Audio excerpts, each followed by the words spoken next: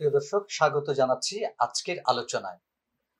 ইতিমধ্যেই আপনারা জেনেছেন, মানবতা বিরোধী অপরাধে বাংলাদেশের সাবেক প্রধানমন্ত্রী শেখ হাসিনা এবং তার সরকারের স্বরাষ্ট্রমন্ত্রী আসাদুজ্জামান কামালকে মৃত্যুদণ্ড দেওয়া হয়েছে। মানবতা বিরোধী আন্তর্জাতিক অপরাধ ট্রাইব্যুনাল সোমবার এই রায় ঘোষণা করেন।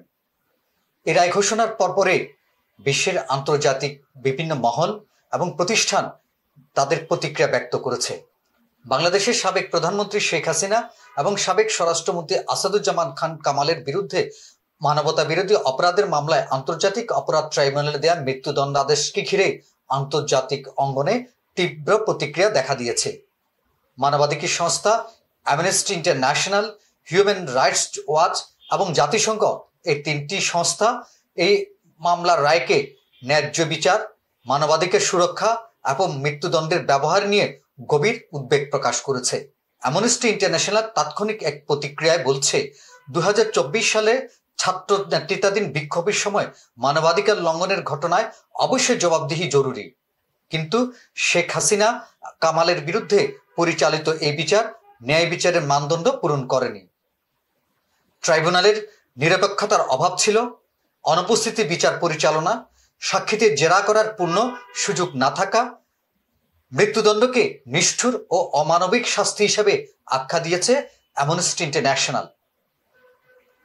অ্যামনেস্টি ইন্টারন্যাশনালের মহাসচিব অ্যাগনেস ক্যালমার্ট বলেন, এই রায় ভুক্তভোগীদের ন্যায় বিচার নিশ্চিত করবে না, বরং মানবাধিকার লঙ্ঘনকে আরও বাড়িয়ে তুলবে।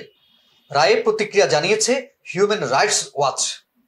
হিউম্যান রাইটস ওয়াচ বলছে, বিক্ষোভ দমনে ঘটনার দায়ীদের জবাবদিহিতা জরুরি হলেও বিচারটি আন্তর্জাতিক ন্যায্য বিচার মানদণ্ড পূরণ করা হয়নি।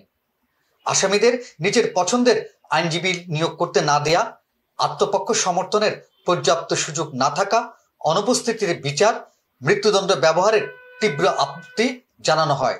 হিউম্যান রাইটস ওয়াচের এশিয়া বিভাগীয় কর্মকর্তা মীনাক্ষী গাঙ্গুলি বলেন, ন্যায় বিচার নিশ্চিত করতে হলে বিচার হতে হবে স্বাধীন, স্বচ্ছ ও আন্তর্জাতিক মানদণ্ড অনুযায়ী। এদিকে এই রায়ের বিরুদ্ধে তীব্র প্রতিক্রিয়া জানিয়েছে জাতিসংঘ। জাতিসংঘের মানবাধিকার দপ্তর বলছে, ভুক্তভোগীদের জন্য এই রায় একটি গুরুত্বপূর্ণ মুহূর্ত হলেও মৃত্যুদণ্ডের ব্যবহার উদ্বেগজনক।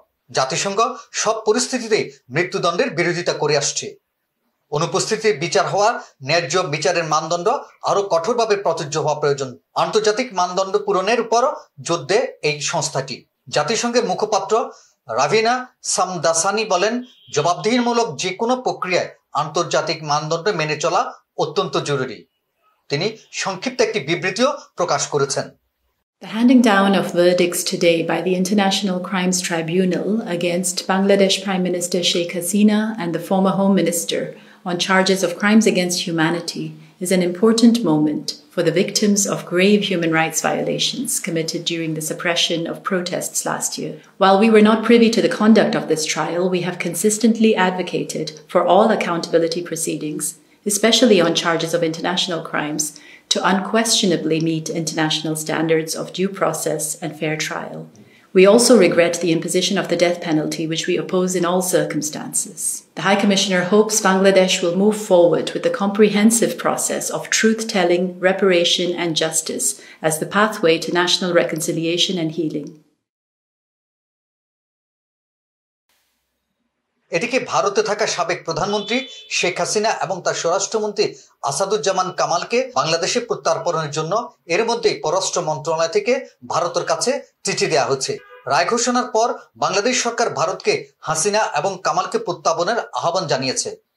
তবে হিউম্যান রাইটস বলছে, এমন কোনো দেশে কাউকে পাঠানো উচিত নয় যেখানে তারা ন্যায্য বিচার এবং মৃত্যুদণ্ডের ঝুঁকিতে পড়তে পারেন। শেখ হাসিনার বিচার প্রক্রিয়া নিয়ে এর মধ্যেই নানা তর্ক বিতর্ক, নানা বিষয় নিয়ে আলোচনা হচ্ছে। আন্তর্জাতিক মহলেও এই বিষয় নিয়ে ব্যাপক পর্যালোচনা চলছে।